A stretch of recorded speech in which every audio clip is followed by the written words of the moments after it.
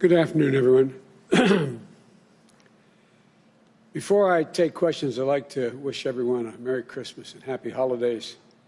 This has been one of the toughest years we've ever faced as a nation. And the pandemic, the economic crisis, calls for racial justice, historic and punishing wildfires and storms. So this season of reflection carries a much deeper meaning than it usually does. Over 320,000 lives lost to this virus. And Jill and I send our prayers, as I'm sure all of you do, to all who are facing this dark winter with an empty seat at the dinner table where a loved one used to sit and talk and laugh and reminisce. Our hearts go out to all of you who have fallen on hard times, through no fault of your own, I might add, unable to sleep at night, weighed down with the worry of what tomorrow will bring for you and for your family. We're especially grateful for the healthcare workers on the front lines, the scientists, the researchers, the clinical trial participants on the front lines of the vaccine who deserve our thanks and who delivered us scientific breakthrough. And for all of you who have deployed family members in the military, we know what it's like. We know what that experience is like, how difficult it can be, especially at this time of the year. Our family knows your sacrifice, and our hearts are always with you. But keep the faith. Throughout this year, we had to forego many of our favorite holiday traditions we have as families, as communities, and as a country. For the Bidens, we usually have 20 to 25 family members over for Christmas dinner. And then the immediate family, 14 of our kids and grandkids and their spouses for coming down the stairs on Christmas morning, but not this year. Like we did over Thanksgiving, we all have to care enough for each other that we have to stay apart just a little bit longer. I know it's hard. We have a long way to go, but we're grateful that we've got the vaccine.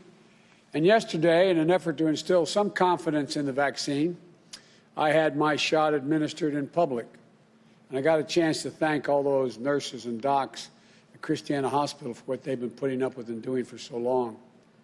I look forward to the second shot, and I have absolute confidence in the vaccine. But we're in short supply. Taking the vaccine from a vial into the arm of millions of Americans is one of the biggest operational challenges the United States has ever faced. We're 300 million people. And we're going to take many more months for that to happen. In the meantime, this pandemic rages on.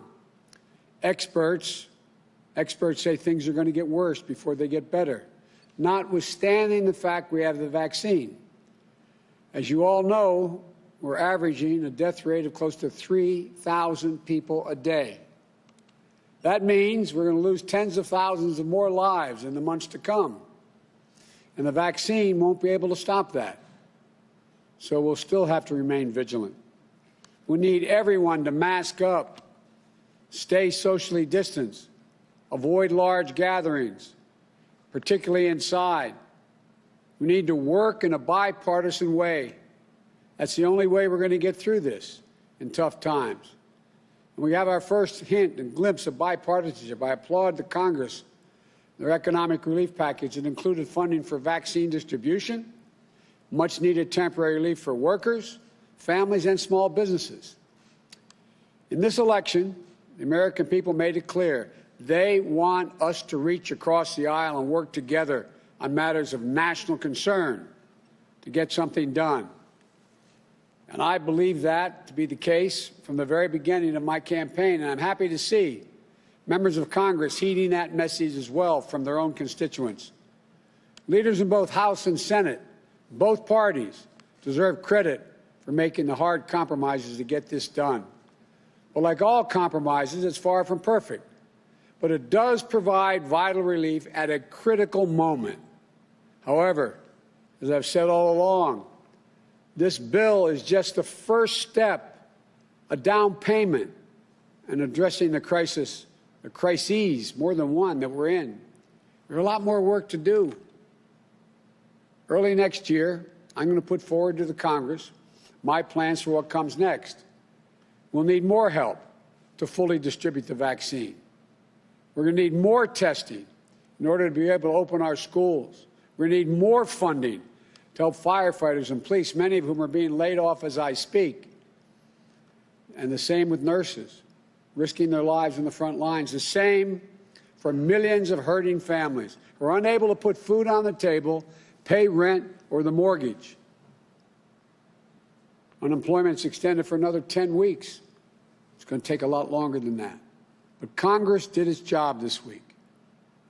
And I can and I must ask them to do it again next year. But even with the changes in approach I'm going to put in place in late January, people are still going to be getting sick and dying from COVID. One thing I promise you about my leadership during this crisis, I'm going to tell it to you straight. I'm going to tell you the truth. And here's the simple truth. Our darkest days in the battle against COVID are ahead of us, not behind us. So we need to prepare ourselves to steel our spines. As frustrating it is to hear, it's going to take patience, persistence, and determination to beat this virus. There'll be no time to waste in taking the steps we need to turn this crisis around. My administration will start to do its part on our first day in office, with masking requirements, a new strategy for testing, accelerated protection, protective gear. And we're going to challenge Congress and the American people to step up immediately as well to do their part. As with the relief bill passed by Congress, is another challenge which my administration will confront on a bipartisan basis: a massive cybersecurity breach against the U.S. companies, many of them, as well as federal agencies. And there's still so much we don't know, including the full scope of the breach or the extent of the damage it has caused. But we know this much. This attack constitutes a grave risk to our national security. It was carefully planned and carefully orchestrated. It was carried out by using sophisticated cyber tools. The attackers succeeded in catching the federal government off guard and unprepared. Foreign actors have been working this breach since late last year, at least last year, setting the landscape to compromise our systems, scraping up sensitive information from our world-class tech sector and from private businesses and from United States government agencies.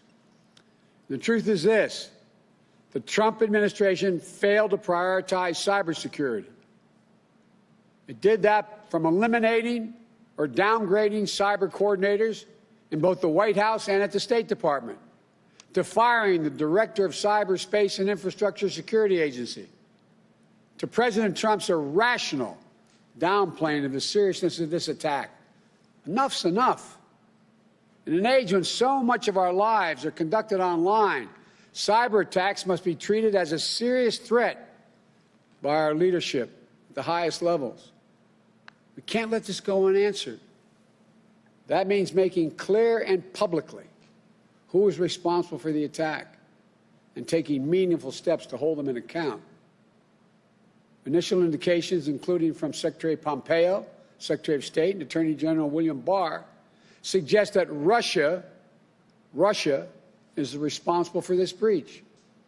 It certainly fits Russia's long history of reckless disruptive cyber activities. But the Trump administration needs to make an official attribution. This assault happened on Donald Trump's watch, when he wasn't watching. It's still his responsibility as president to defend American interests for the next 4 weeks. But rest assured that even if he does not take it seriously, I will. While I'm disappointed by the response of President Trump, I was pleased to see leaders in both parties in the Congress speak out loudly and clearly on this attack. Again, I want to thank prominent Republicans in the Senate, particularly for speaking out. It's a sign a sign that with the new administration, we can confront these threats on a bipartisan basis with a united front here at home. That should be encouraging to the American people and a warning to our adversaries. In the meantime, the President's team for the next 4 weeks need to cooperate fully, which they haven't been doing, to share information that becomes available on both the impact and our response to ensure a smooth transition to protect the American people as administrations change.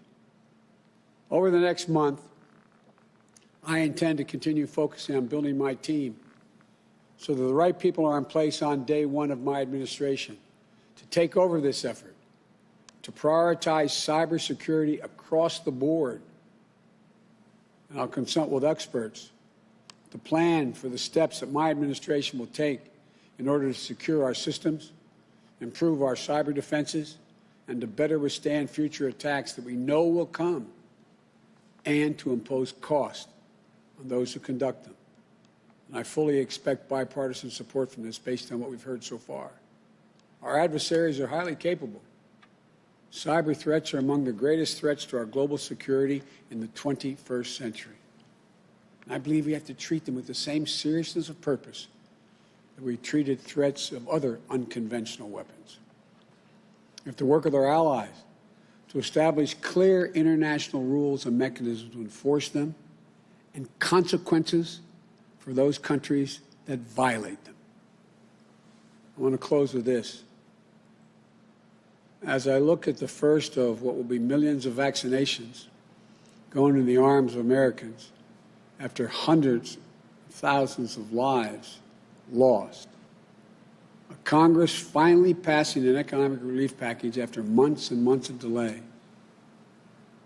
and a new urgency for a bipartisan approach to cybersecurity after years of a president who refused to stand up to our adversaries and hold them accountable.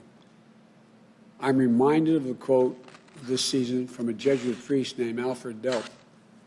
He wrote, quote, "Advent is a time for rousing." Delp believed that first we are shaken to our depths, and then we're ready for a season of hope. As a nation, we've certainly been shaken to our depths this year. Now it's time to awaken, to get moving, time for hope. We've gotten through tough times before in this nation. We'll get through these difficult times as well. And we'll do it by coming together, by working with one another, by being, you've heard me say many times, but we are at our best, the United States of America. There are certain things that rise way above partisan differences that threaten the United States. There are national security interests that require us to cooperate. And I'm confident we'll be able to do that. After a year of pain and loss, it's time to unite, to heal, to rebuild. For all those who are suffering right now, who've had enormous loss, and will lie awake at night wondering what tomorrow's bring, I'd say, well, God bless you all, and I promise you, we're going to continue to push as hard as we can to finish the job. May God bless you all. May God protect our troops. Merry Christmas and happy holidays to you all. Now I'll be happy to take some questions. Megan, I'll let you tell me who's...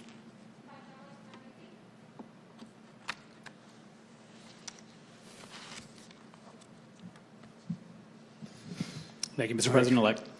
President Obama once referred to this emerging cyber battlefield as the Wild West. President Trump, in commenting on this most recent breach, said the situation was well under control. Given what you just said about this, that it represents a grave risk, do you believe it also represents an act of war, and will you respond in kind if so? The answer is, first of all, it is a grave risk, and it continues. I see no evidence that it's under control. I've seen none. Heard of none. Defense Department won't even brief us on many things. So I know of nothing that suggests it's under control. This president hasn't even identified who's responsible yet. Number two, the question of the damage done remains to be determined. We have to look at very closely the nature of the breaches, how extensive they are, and what damage has been done. And thirdly, there's going to be a necessity, as President Obama and I and our administration talked about. We need international rules of the road on cybersecurity. We have to bring along our allies and our friends so we hold everyone accountable who breaches any of these basic fundamental rules. And lastly, I believe that when I learn the extent of the damage and, in fact, who is formally responsible, they can be assured that we will respond, and probably respond in kind. There's many options which I will not discuss now. Why not lay out those kind of options publicly, though? Isn't part of the issue here deterrence and the fact that Russia felt some impunity, if it is indeed Russia, to do what they've done here? We have not done that in any other areas where we have faced international crises.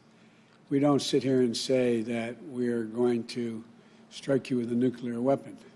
We don't sit and we're going to say and so on. Let us determine what the extent of the damage is, and I promise you, there'll be a response. On another issue, sir, as you know, the runoff elections in Georgia could well determine whether there's a Democratic Senate in January or a Republican Senate in January. Are you waiting for the outcome of those two races to make some of the final selections for your cabinet, including the Attorney General, the most significant outstanding cabinet secretary you're yet to pick? No, not based on the Attorney General. It's just a matter of getting to it and through it and being able to announce them all. They'll all be announced either just before or just after. We're going to make an announcement tomorrow, and we may have another announcement between then and Christmas and New Year's. We're just working through all of the efforts to do due diligence. And lastly, has the issue of the investigation of your son come up in discussions with your team and with potential candidates about Attorney General? No. I guarantee you I'm going to do what I said. The Attorney General of the United States of America is not the President's lawyer. I will appoint someone who I expect to enforce the law as the law is written, not guided by me. Thank you, sir.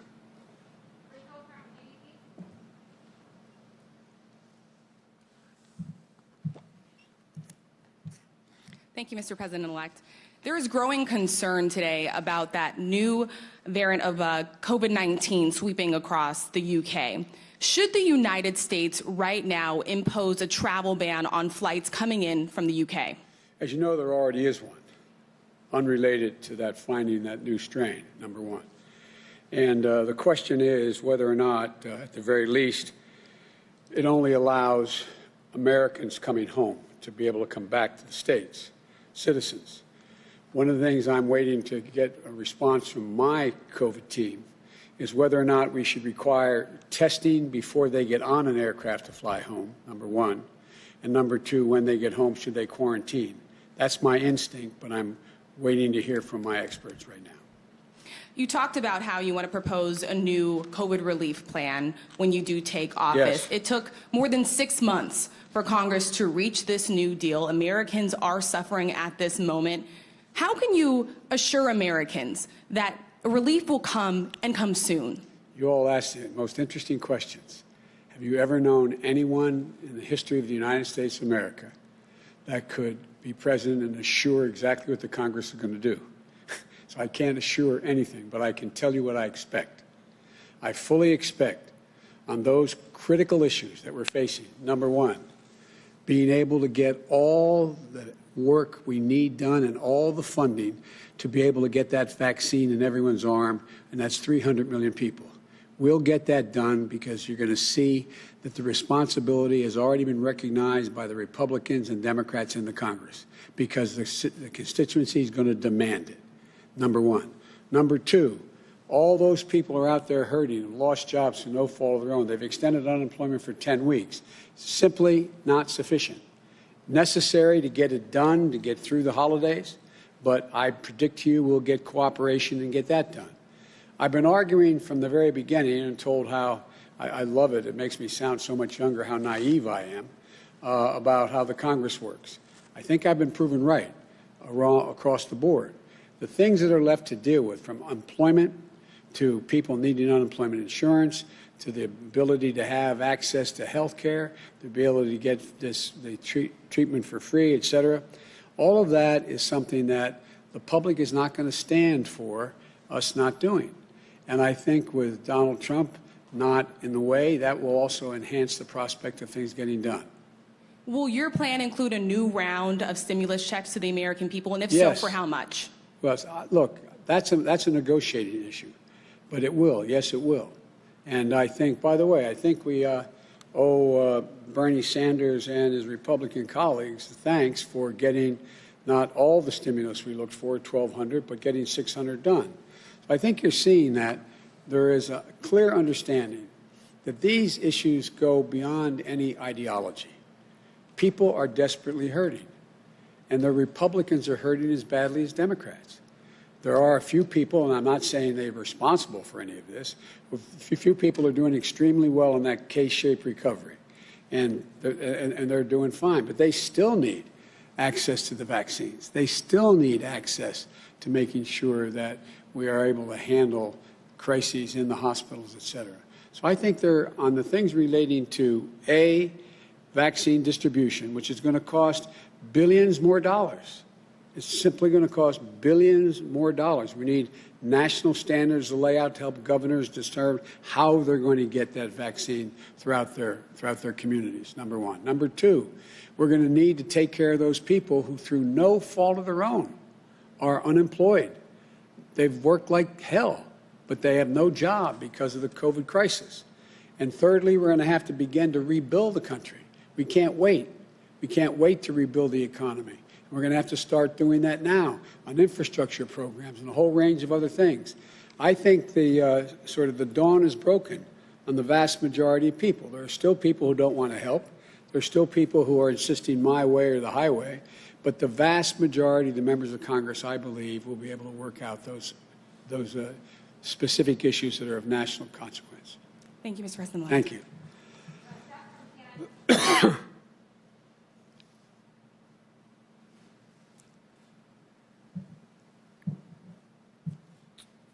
Mr. President-elect, thank you. Thank you.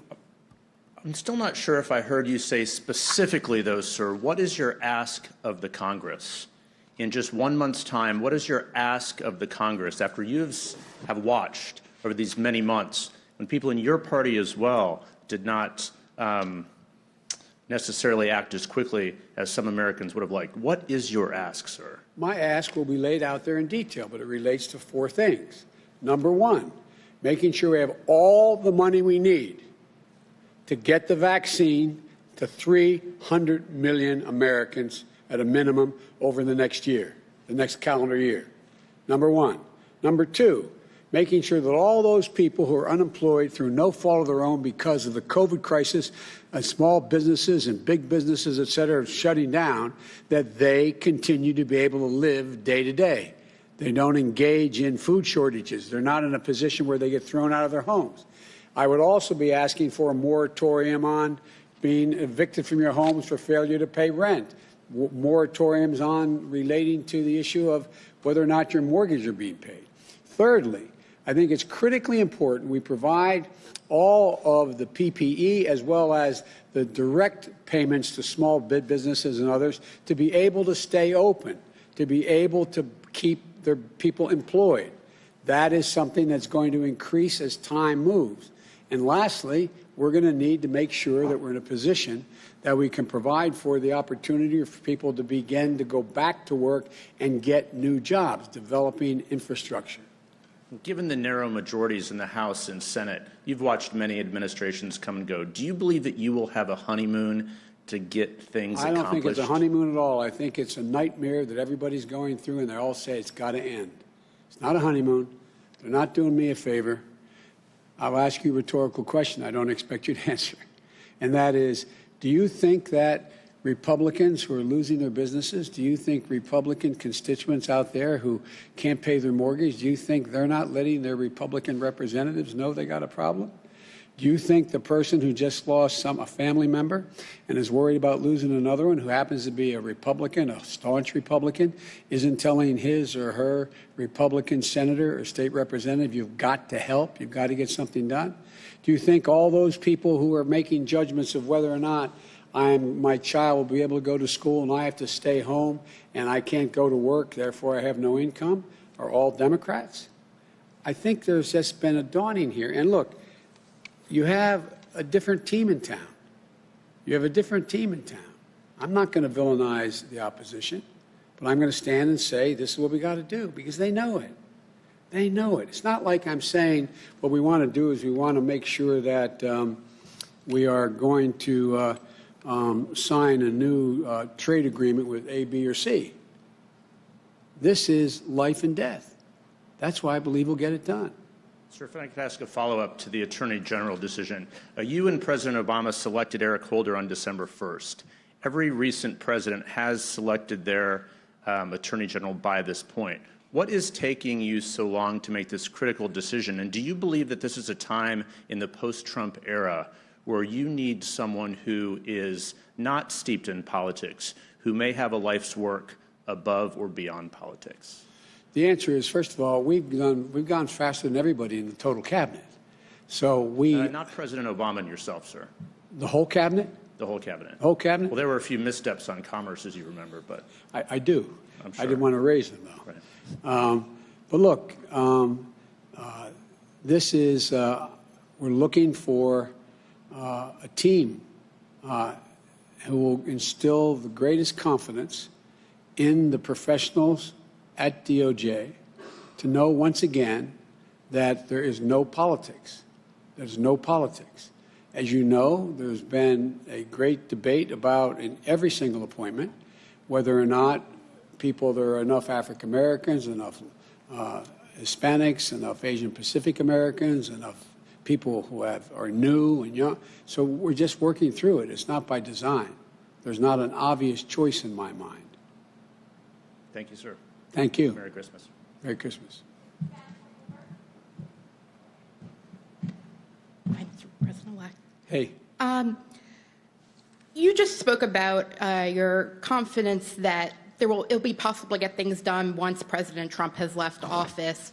Excuse me, not just because he's left office, because it's all becoming obvious exactly what's at stake.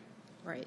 But even so, are you concerned about the effects long-term that his presidency and now in the transition, his refusal to concede, his challenges to the election will have on American politics, will have on the Republican Party, especially if he does take the step of filing for re-election next month, or run in 2024? Are you concerned about him lingering around? I know I see you smiling, but I still have to ask it. And kind of a corollary to that, would you consider filing for re-election early next year to show that you're not going to be a lame duck? I'm not going to be a lame duck. Just watch me. Just watch me. I've been saying this from the very beginning. Look, let's just get the work of, from this point on, for the next several years, there is one objective, and it's not my political future. It's bettering the circumstances for the average American. That's what it's all about. And I want to communicate to the American people what I hope they already understand about me. It's about them. It's not about me. It's not about me.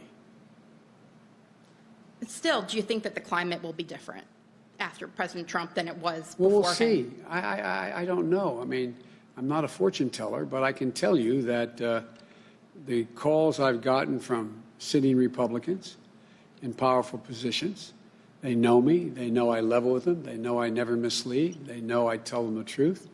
And they know I don't go out of my way to try to embarrass.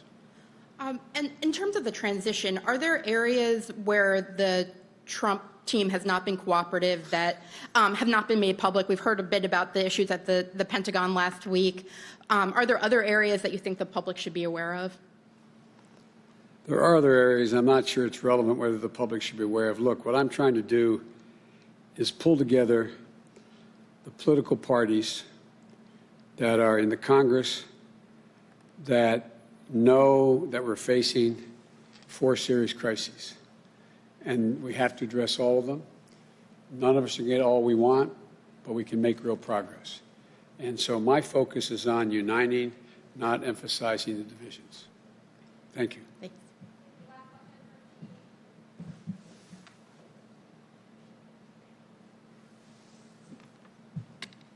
Thank you, Mr. President-elect. Russia, as you said, is suspected of carrying out this massive cyber hack. You said it happened under President Donald Trump's watch, but of course in January 21, it will then, of course, land on your doorstep. My question is, what are the Wait, let's get something straight. Will land on my doorstep. His failure will land on my doorstep. Yes. Okay. What are the practical implications of overseeing a government where experts say it could take years to know where the hackers went and years to remove them? How can you ensure that the systems will be safe given what experts are saying? I can't ensure, but I can demand, based on the experts both here and among our allies, what is needed to find that out. It may cost literally billions of dollars to secure our cyberspace. It may take a great deal to get it done. First and foremost, it takes people who are knowledgeable and vigilant about what is happening and how it's happening. And so I'm just going to do all that need be done, to determine, A, the extent of the damage, B, the nature of how it occurred, C, what I should be doing internally in terms of my administration to protect against it in the future, and number 4, getting together with our allies to try to set up an international system of what constitutes appropriate behavior in cyberspace and get us all to get to the point where we all hold any other country liable for their breaking out of those basic rules. And just to be clear at the top of that, did you say you couldn't ensure that the systems would be safe when you came into office then? Of course I can't. I don't know what the state of them is. They're clearly not safe right now. And then between now and January 20th, the likelihood of my being able to garner all the information, the extent and depth of the violations, exactly how the codes or how it were breached, what was done, is not within my power to do that. But it will be an overwhelming focus for my administration. And my other question is on immigration. Yes. I was just reading about the fact that officials in your transition, Jake Sullivan, Susan Rice, they say you won't be immediately rolling back Trump immigration policies. And I stress immediately. There are some immigration advocates who say, why not roll back the Remain in Mexico policy? Why not roll back the asylum restrictions? What is your timeline for rolling back some of the specific Trump administration immigration policies? I've already started discussing these issues with the President of Mexico and our friends in Latin America. And the timeline is to do it so that we, in fact, make it better, not worse. The last thing we need is to say we're going to stop immediately the access to asylum the way it's being run now and end up with 2 million people on our border. It's a matter of setting up the guardrails so we can move in the direction. I will accomplish what I said I would do. A much more humane policy based on family unification, but it requires getting a lot in place and requires getting the funding to get it in place, including just asylum judges, for example. So it's a matter of it will get done, and it will get done quickly, but it's not going to be able to be done on day one, lift every restriction that exists and find out that and go back to what it was 20 years ago and all of a sudden find out we have a crisis on our hand that complicates what we're trying to do. Would you say to immigration, what would you say to immigration advocates then who say maybe you're possibly dragging your feet too and it might take too long? It sounds like you're saying you need to be patient. Look at me. I've never told them anything I haven't done. I'm working with them now. We're dealing with some of those very organizations as we speak. And I will do what I said. It's going to take not day one, it's going to take probably the next 6 months to put that in place. Thank you so much. Thank you. Merry Christmas, everybody. Thank you.